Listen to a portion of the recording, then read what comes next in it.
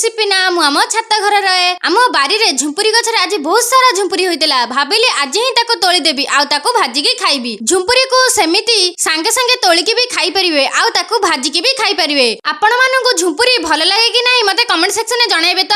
ଆଉ ଝୁମ୍ପୁରି ତୋଳିବା ବେଳେ ମୋର ମନେ ପଡ଼ିଲା ଏଇ 4 ଦିନ ତଳେ ଏଠି ଗୋଟିଏ ସାପ ଦେଖିଥିଲି। ସେଥିପାଇଁ କାଳେ ଥିବ ସେ ସାପ, ସେଥିପାଇଁ ମୁଁ ମୋ ଜୀବନ ନେଇକି ଦୌଡ଼ିକି ପଳେଇ ଆସିଲି। ଆଜି ମୁଁ ଆପଣମାନଙ୍କୁ ଦେଖାଉଛି ଝୁମ୍ପୁରି ଭଜା କେମିତି ହୁଏ। ପ୍ରଥମେ ଆଳୁକୁ ଏମିତି କାଟିଦେବେ, ସେଥିରେ ମଧ୍ୟ ଝୁମ୍ପୁରିକୁ ଧୋଇକି ପକେଇଦେବେ ଆଉ ପିଆଜ କାଟିଦେବେ ଆଉ ହଳଦୀ ଲୁଣ ସବୁତକ ଗୋଟିଏ କଂସାରେ ରଖିଦେବେ। ମୁଁ ଏମିତି ରଖିଛି, ଆପଣମାନେ ଚାହିଁଲେ ମଧ୍ୟ ତାକୁ ଆଉ ଗୋଟେ ପାତ୍ରରେ ରଖି ସୁନ୍ଦର ଭାବରେ ସାଇଜ କରି ରଖିଦେବେ। ତାପରେ ଚୁଲି ଲଗାଇଦେବେ। ହଁ, ଗ୍ୟାସରେ କରିବେନି, କାରଣ ଥରେ ଯଦି ଗ୍ୟାସ ସରିଯିବ ତାହେଲେ ଗ୍ୟାସ ଆଉ ମିଳୁନି, ସେଥିପାଇଁ ଚୁଲିରେ କରିବେ। ଚୁଲି ଲଗେଇ ସାରିବା ପରେ କଢ଼େଇରେ ତେଲ ଆଉ ଫୁଟଣ ପକେଇବେ। ମୁଁ କିନ୍ତୁ ଆଗରୁ ପକେଇ ଦେଇଥିଲି। ତାପରେ ତେଲ ଫୁଟଣ ତାତି ସାରିବା ପରେ କଂସାରେ ରଖିଥିବା ଝୁମ୍ପୁରିକୁ ପକେଇବେ। ତାପରେ ତାକୁ ଏପଟ ସେପଟ କରିବେ ଆଉ ତାକୁ ଘୋଡ଼ାଇ ଦେବେ ଆଉ ଗ୍ୟାସକୁ ଟିକେ ସିମ୍ କରିଦେବେ। ଆଲୋ ମୋର ଆଉ ମନେ ନଥିଲା, ଆମେ ବା ଚୁଲିରେ କରୁଛେ। ହଉ ଛାଡ଼। ତାପରେ ପୁଣି ଥରେ ଏପଟ ସେପଟ କରିଦେବେ। ହେଇଗଲା ଝୁମ୍ପୁରି ଭଜା। ଆଉ ସାଙ୍ଗମାନେ ଏଥର ମୁଁ ରହୁଛି।